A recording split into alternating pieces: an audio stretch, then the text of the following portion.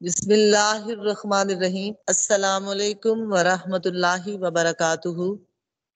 چہل احادیث میں شمع فریدی مخاطب ہوں۔ حدیث نمبر 18۔ آج کا موضوع شکر کیا کریں۔ لئن شکرتم لازیدنکم ولئن کفرتم ان عذابی لشدید۔ البتہ اگر تم شکر کرو تو میں تمہارے لیے نعمتوں میں اضافہ کر دوں گا، اور اگر ناشکری کی تو بے شک میرا عذاب، میری پکڑ شدید ہے۔ سورہ ابراہیم کی آیت نمبر 7۔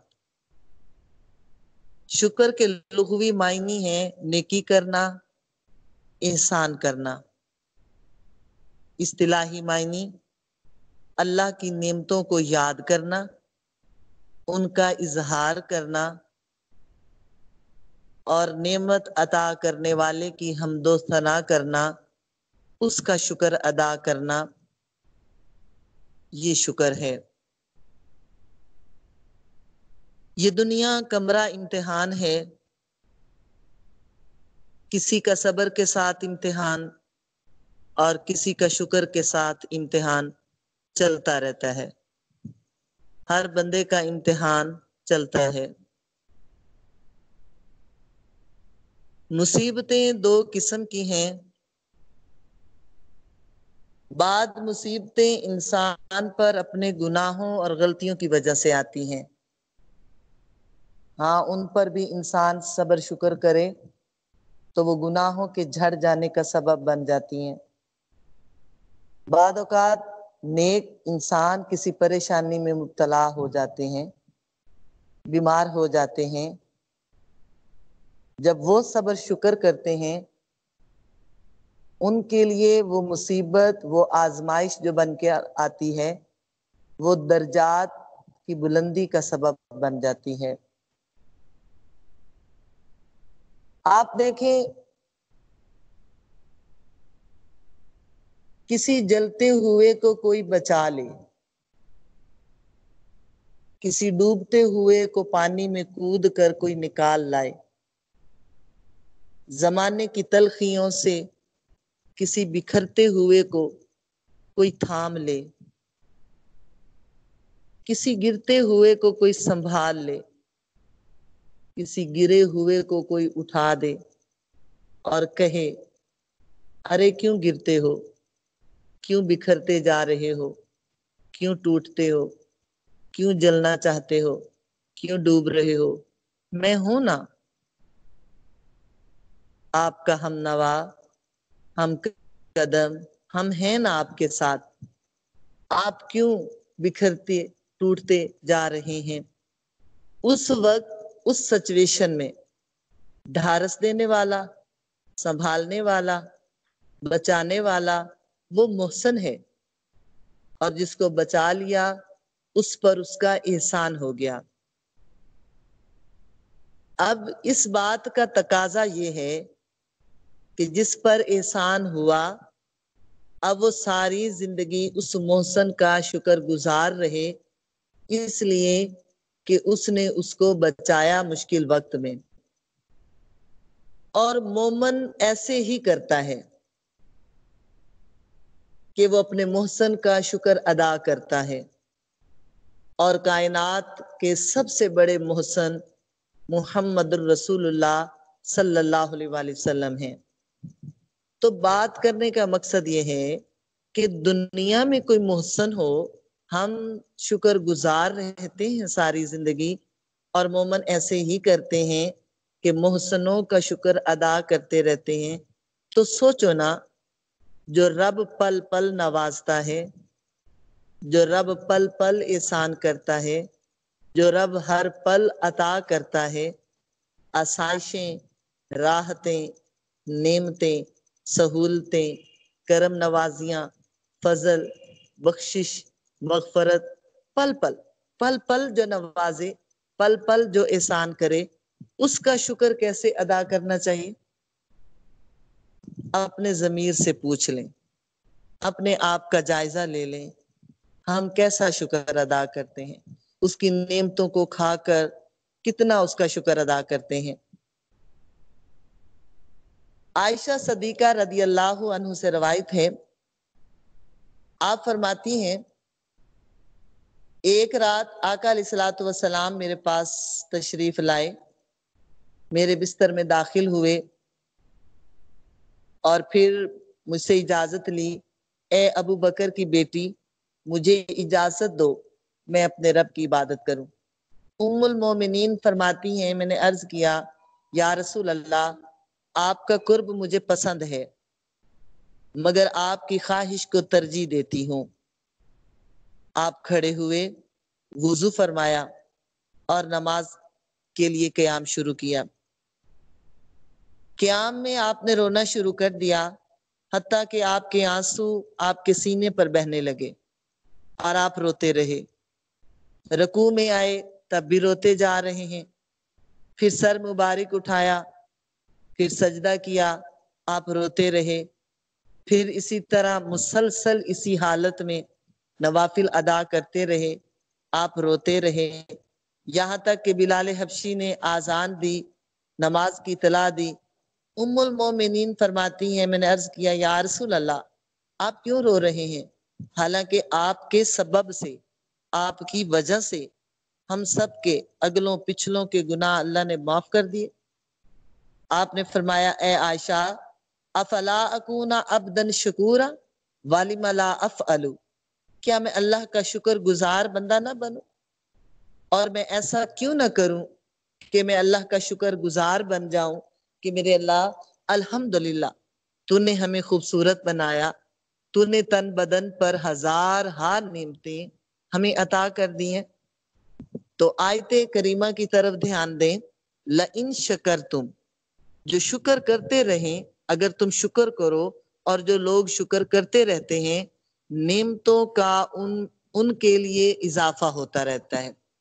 اس کی مثال یوں سمجھ لیں، ایک باغباں دیکھتا ہے کہ باغ کا فلاں حصہ بہت اچھا بڑھ رہا ہے، تو باغباں اس کی طرف متوجہ ہو جاتا ہے، اس کی حفاظت کرتا ہے، کیونکہ وہ درخت اپنی زبان سے فریاد کرتے ہیں کہ ہم بڑھ رہے ہیں، پھل پھول ہمیں لگ گئے ہیں، اب آپ بھی نعمتوں کا اضافہ کر دو۔ تو باغباں ان کی فریاد کو سنتا ہے، لیکن باغباں جب باغ کے دوسرے حصے کی طرف دیکھتا ہے تو کچھ درخت خشک نظر آتے ہیں، ایسے درخت جن کے پتے نہیں ہیں، کوئی پھول نہیں، کوئی سایہ نہیں، کوئی پھل نہیں، تو یہ کفران نعمت کا سبب ہے۔ باغباں انہیں ان کے حال پہ چھوڑ دیتا ہے اور ان کی طرف کوئی توجہ نہیں کرتا، اور کبھی کبھی ایسا ہوتا ہے کہ وہ درخت ہی کاٹ دیے جاتے ہیں، بلکہ وہ پتے جو اللہ کا ذکر کرنا چھوڑ دیتے ہیں، ذکر شکر چھوڑ دیتے ہیں، وہ درخت سے نیچے گر جاتے ہیں۔ تو کفران نعمت، اللہ تعالیٰ کی نعمتوں کی ناشکری کرنا، وہ خشک درخت کی مانند ہے جس کا سایہ نہیں، جس پر پتے نہیں، پھول نہیں اور پھل بھی نہیں، اور بعد اوقات وہ درخت ہی کاٹ دیے جاتے ہیں۔ اور وہ درخت جو ہرے بھرے ہیں، جو پرورش پا رہے ہیں اور ان پر پھل بھی زیادہ لگا ہوا ہے، پھول بھی ہیں، سایہ دار بھی ہیں، باغ کی توجہ بھی انہی کی طرف ہو جاتی ہے۔ تو ذکر سے تر رہنے والی زبان اور صبر کرنے والا جسم، ذکر والی زبان اور نیک بیوی، نیک اولاد اور گھر اللہ جس کو عطا کرتا ہے وہ لوگ خوش نصیب ہوتے ہیں۔ آج کی حدیث مبارکہ ان عبداللہ ابن عباس سے روایت، اربع من آتیہن فقد آتا خیر الدنیا والآخرہ، قلبا شاکرا ولسانا ذاکرا بدنا علی البلاء صابرا وزوجۃ لا تبغیہ خونا فی نفسہا ومالہ۔ چار چیزیں جس کو عطا ہو گئیں، دنیا آخرت کی خیر اس کو عطا ہو گئی، قلبا شاکرا، شکر گزار دل، ولسانا ذاکرا، ذکر سے تر زبان، بدنا علی البلاء صابرا، مصائب پر صبر کرنے والا جسم، وزوجتا لا تبغیہ خونا فی نفسہا ومالہ، جان میں، مال میں، آبرو میں خیانت نہ کرنے والی بیوی۔ یہ چار چیزیں جس کو اللہ پاک عطا کرتا ہے وہ بندہ دنیا میں خوش نصیب ہوتا ہے۔ بڑی خوش نصیبی کی بات ہے کہ اللہ ایسی آنکھ نصیب کرے جو اللہ کو یاد کر کے اور شکر کر کے، اس کی نعمتوں کو کھا کر، اظہار کر کے، عبادت کر کے شکر کا اظہار کریں۔ ایک اللہ کے نبی گزر رہے تھے اور انہوں نے ایک پتھر کو دیکھا کہ پتھر چھوٹا ہے مگر پانی بہت زیادہ نکل رہا ہے۔ انہوں نے پتھر سے گفتگو کی کہ اے پتھر، کیا بات ہے؟ تم چھوٹے سے ہو مگر پانی بہت زیادہ تمہارا نکل رہا ہے۔ اس پتھر نے کہا، اللہ کے نبی، جس کو لوگ پانی کہتے ہیں اور کہہ رہے ہیں، در حقیقت یہ میرے آنسو ہیں۔ جب سے میں نے یہ آیت سنی، فَاتَّقُوا النَّارَ الَّتِي وَقُودُهَا النَّاسُ وَالْحِجَارَةُ، بچو اس آگ سے جس کا ایندھن انسان اور پتھر ہیں۔ تب سے میں نے رونا شروع کر دیا کہ میں ڈرتا ہوں کہ پتھروں سے جہنم جلائی جائے گی، کہیں میں تو اس میں شامل نہیں ہوں۔ تو اللہ کے نبی نے دعا کی، مولا اس پتھر کو جہنم سے آزادی دے دے۔ اللہ پاک نے وحی فرمائی کہ ہم نے اس کو پناہ دے دی۔ کچھ عرصے کے بعد اللہ کے نبی پھر وہاں سے گزرے، پھر دیکھا کہ وہ پتھر پھر اسی طرح پانی نکل رہا ہے۔ تو اللہ کے نبی نے پوچھا اس پتھر سے، کانا بکاء الحزن والخوف، ارے پتھر تم کیوں رو رہے ہو حالانکہ اللہ نے تمہیں بخش دیا؟ تو پتھر نے کہا، کانا بکاء الحزن والخوف وہذا بکاء الشکر والسرور، اللہ کے نبی وہ رونا غم اور خوف کا تھا مگر یہ رونا شکر اور خوشی کا رونا ہے کہ میں اب شکر ادا کرتا ہوں کہ میرے اللہ تو نے مجھے آزادی نصیب فرما دیا۔ تو آج ہم کس نعمت پر شکر کریں؟ ایک سوال ہے ہمارے لیے کہ ہم کس نعمت پر شکر کریں۔ تو سب سے پہلے تو یہ سوچنا اور یہ سوچا کریں، اللہ پاک نے مخلوق کی ہزارہا اصناف پیدا کی ہیں، مگر اولاد آدم کو ساری مخلوق سے زیادہ عزت بخشی اور مجھے آپ کو اولاد آدم ہونے کا فخر بخشا۔ اس پر بھی شکر گزاری کرو۔ ہمیں بندر نہیں بنایا، سانپ بچھو نہیں بنایا، حیوان نہیں بنایا جو عقل نہیں رکھتے، جو سوچ نہیں رکھتے۔ انسان اشرف المخلوقات، انسان تمام مخلوقات میں جو افضل ہے وہ انسان بنایا۔ سب سے پہلے تو اسی پر ہی شکر کرتے رہو اور ساری زندگی شکر گزاریاں اس کی ادا کرتے رہو۔ شکر الحمدللہ تو نے قابل قدر چیز بنایا۔ پھر دیکھیں کہ تمام ادیان میں افضل دین دین اسلام ہے اور یہ دین اللہ کا محبوب دین ہے۔ اللہ تعالیٰ نے مجھے آپ کو دین اسلام کا پیروکار بنایا، اس پر بھی شکر ادا کرو۔ پھر دیکھیں سارے انبیاء کی امتوں میں سے افضل ترین امت آقا علیہ الصلوۃ والسلام کی امت مبارکہ ہے، اور اللہ پاک نے امت مصطفیٰ میں مجھے اور آپ کو بنایا۔ یہ تین باتیں دانائی کی باتیں ہیں کہ ہم وقت ان پر شکر ادا کرنا چاہیے۔ الحمدللہ رب العالمین، اے اللہ ہم شکر کرتے ہیں کہ تو نے ہمیں اپنا محبوب نصیب کیا، دین اسلام عطا کیا اور حضرت انسان میں بنا دیا۔ قابل قدر یعنی کہ انسان جو اچھی تخلیق والا انسان ہے وہ اللہ پاک نے ہمیں بنایا۔ پھر دیکھیں ظاہری طور پر ہمارے جسم پر کتنی نعمتیں ہیں، اندرونی بیرونی لحاظ سے کتنی نعمتیں ہیں۔ پھر ہمارے لیے گھر، بچوں کی رونق، بیوی اور شوہر، بہن بھائی، ماں باپ، احباب، دوست، سنگی ساتھی، اساتذہ کرام، پھر اسی طرح مرشد لوگ، پھر وہ تمام سلسلے زندگی کے اگر دھیان دیں تو بہت زیادہ چیزیں، لاتعداد ایسی چیزیں ہیں جن کو ہم نے کبھی نہیں سوچا۔ آپ اسی چیز کو لے لیں، آج ایک پوسٹ پہ لکھا ہوا تھا، میرا حال یہ ہے کہ گرمیوں میں سردی کو پسند کرتے ہیں کہ سردی آ جائے، اور سردی میں گرمی کو پسند کرتے ہیں کہ گرمی آ جائے۔ اب ذرا سوچو، گرمی میں ٹھنڈک کا انتظام اور سردی میں گرمی کا انتظام، یہ آسائشیں کون دینے والا ہے؟ آپ کا رب آپ کو آسائشیں دیتا ہے، اور ان پر شکر کرو گے تو شکر کرنے سے نعمتوں میں اضافہ ہوگا۔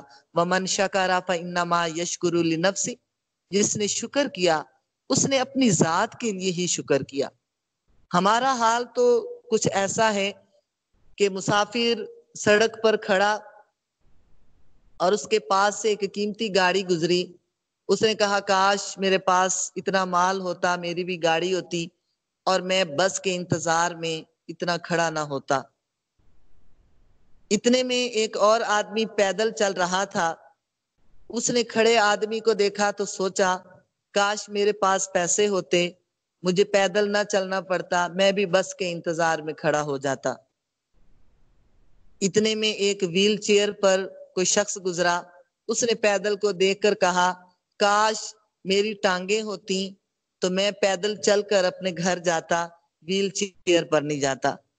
تو بات یہ ہے کہ ہم دوسروں کو حسرت سے دیکھتے ہیں، دوسروں کے پاس جو چیزیں ہیں انہیں حسرت سے دیکھتے ہیں، لیکن جو چیزیں اپنے پاس ہیں، جو اللہ تعالیٰ نے ہمیں نصیب کی ہیں، اس میں ایمان کی دولت ہے، اسلام کی دولت ہے، محبوب کائنات محمد الرسول اللہ ایک دولت ہے، اور پھر خود ہماری ذات کے اللہ نے ہمیں اشرف المخلوقات بنایا، ان پر بھی شکر ادا کرنا چاہیے۔ تو کامل شکر وہ ہوتا ہے، آقا علیہ الصلوۃ والسلام نے فرمایا کہ کامل شکر یہ ہے کہ وہ کھانا جس کھانے پر بسم اللہ الرحمن الرحیم پڑھ کر وہ کھانا شروع کریں، وہ کمال کھانا ہے، کہ جو حلال کا کھانا ہے، رزق حلال سے تیار ہوا ہوا ہے، اور بسم اللہ الرحمن الرحیم پڑھ کر شروع کیا ہے، اور اس کھانے میں کئی ہاتھ شریک ہیں، یعنی دسترخوان وسیع ہے، مل جل کر کھانا کھاتے ہیں، تنہا تنہا نہیں کھاتے، اندر بیٹھ کر نہیں کھاتے، مل کر اپنی فیملی کے ساتھ یا مہمان آئے ہوئے ہوں ان کے ساتھ مل کر کھانا کھاتے ہیں، یعنی وہ کھانا با کمال کھانا ہے۔ لاجپال آقا فرماتے ہیں وہ کھانا کمال کھانا ہے جس کھانے میں رزق حلال ہو، بسم اللہ الرحمن الرحیم پڑھ کر شروع کیا جائے، اس کھانے میں کئی ہاتھ شریک ہوں، اور کھانا کھانے کے بعد الحمدللہ رب العالمین یا الحمدللہ الذی اطعمنا وسقانا وجعلنا من المسلمین، یعنی دعا مانگ لی جائے، شکر ادا کر لیا جائے، وہ با کمال کھانا ہوتا ہے۔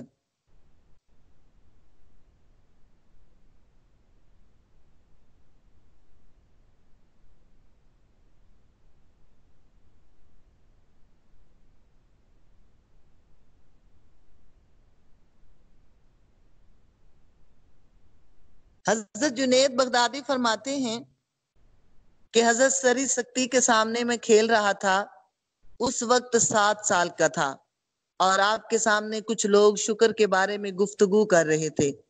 آپ نے مجھ سے فرمایا یا غلام مشکر، اے لڑکے شکر کیا ہے؟ میں نے کہا اللہ تعصی اللہ بنعمتی، شکر یہ ہے کہ آپ اللہ کے احسان کے بدلے میں پوری زندگی اس کی نافرمانی نہ کریں۔ اللہ نے آپ کو آنکھ عطا کی ہے، آپ کو دیکھنے والا بنا دیا ہے۔ جس کے پاس آنکھ کی دولت نہیں ہے اس سے پوچھو آنکھ کتنی بڑی دولت ہے۔ اللہ نے آپ کو بولنے والا بنا دیا ہے، بہرا نہیں بنایا، گونگا نہیں بنایا۔ اللہ نے عقل والا آپ کو بنایا، دیکھنے والا بنایا، پکڑنے والا بنایا، چلنے والا بنایا۔ یہ تھوڑی نعمتیں ہیں؟ اسی طرح دل کا شکر ہے، آنکھ کا شکر ہے، کان کا شکر ہے، زبان کا شکر ہے۔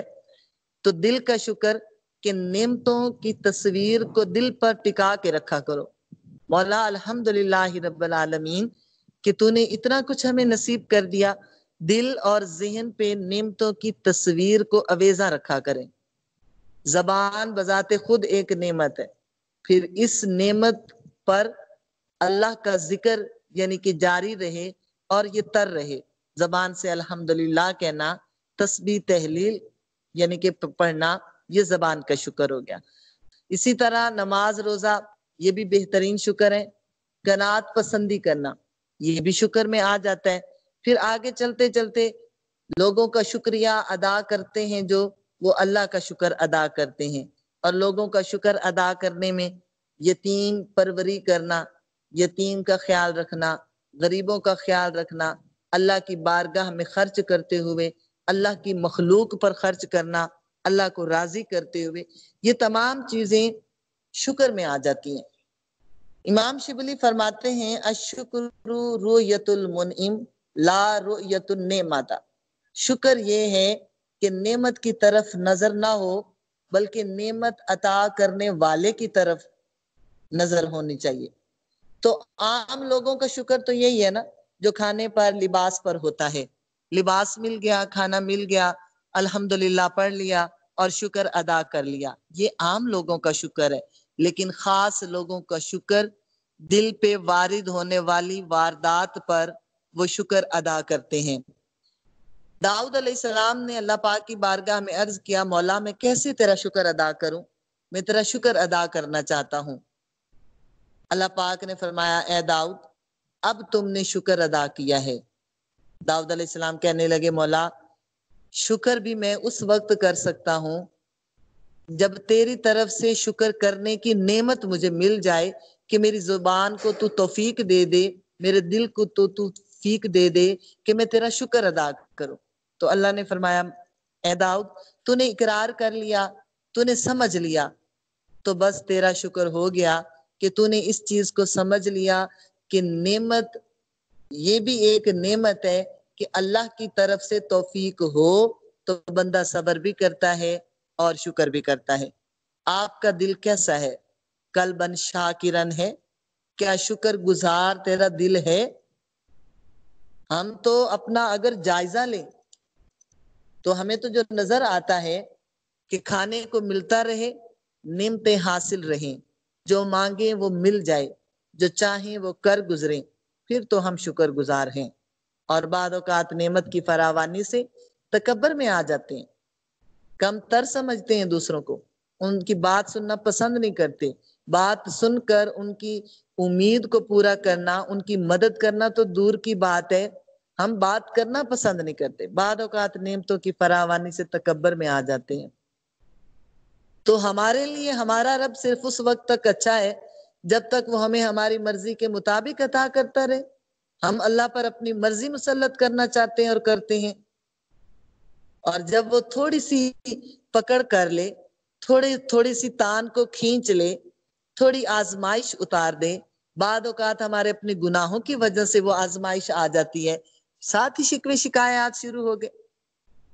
کیا تو پچھلے ماہ کے کھانوں کی لذتوں کو بھول گئے؟ تب کتنا عطا کیا تھا، اگر ایک ماہ کی تنگی آ گئی ہے تو سوچیں ہم کیسے لوگ ہیں۔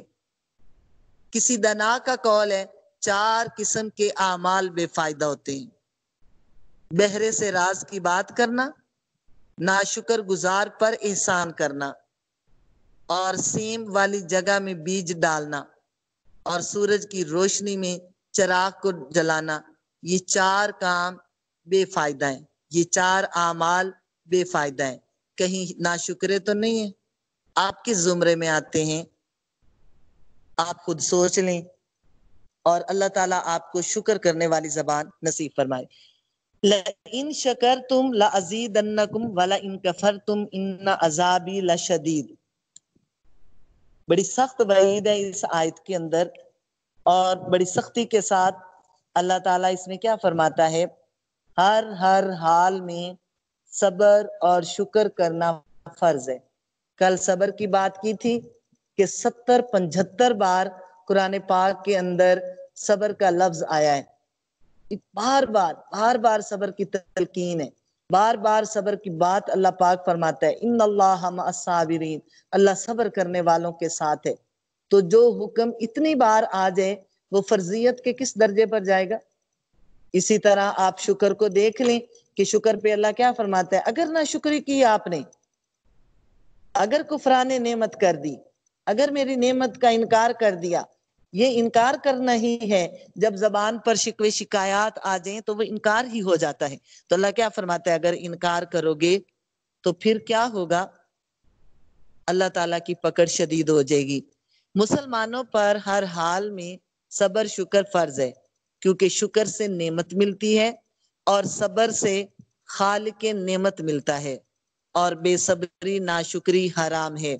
یہ کہاں سے پتہ چلا کہ بے صبری حرام ہے اور ناشکری حرام ہے؟ ان عذابی لشدید سے یہ بات نکلی، اس لیے کہ عذاب کب آتا ہے، جب ترک واجب کام ترک کیے جائیں اس وقت عذاب آتا ہے، اور جب ارتکاب حرام یعنی حرام کے مرتکب ہو جائیں، حرام کاموں کی طرف لگ جائیں اور واجب کاموں کو چھوڑ دیں تو پھر اللہ کا عذاب آ جاتا ہے۔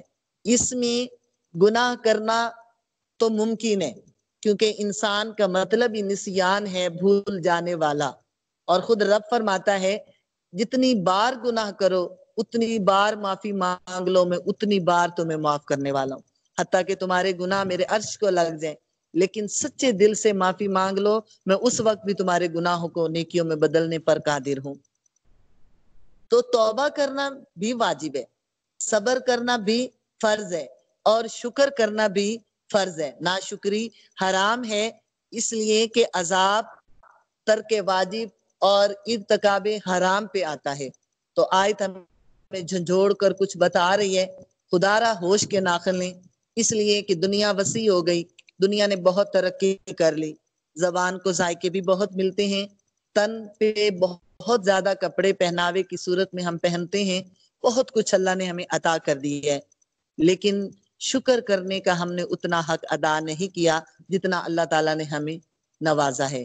تو یہ عام شکر ہے کہ کھانا کھانے کے بعد، کپڑے پہننے کے بعد، گھر میں کوئی نئی چیز آ گئی ہے تو شکر الحمدللہ کہہ دیا، لیکن بہترین شکر یہ ہے کہ جو نعمت آپ کھا رہے ہیں وہ نعمت اللہ کے بندوں میں بانٹ دی جائے، غرباء کا خیال رکھا جائے، یتیموں کا دھیان رکھا جائے، فقیروں کا دھیان رکھا جائے، مسکینوں کا دھیان رکھا جائے، صوفیاء کا، علماء کا، تمام کا دھیان رکھا جائے، وہ بہترین شکر ہوتا ہے۔ اس شکر کو اللہ پسند کرتا ہے جو اللہ کی محبت میں اس نعمت کو بانٹا جائے، جیسے رب بانٹتا ہے، رب بھی عطا کرتا ہے، رب بھی بندے کو عطا کر رہا ہوتا ہے۔ لَإِن شَكَرْتُمْ لَأَزِيدَنَّكُمْ، شکر کر لو میں تمہارے لیے نعمتوں میں اضافہ کر دوں گا۔ تو جو لوگ شکر کرتے رہتے ہیں ان کی نعمتوں میں اضافے اللہ پاک خود فرماتا رہتا ہے۔ اللہ پاک ہم سب کو صبر شکر کی توفیق نصیب فرمائے۔ السلام علیکم ورحمۃ اللہ وبرکاتہ۔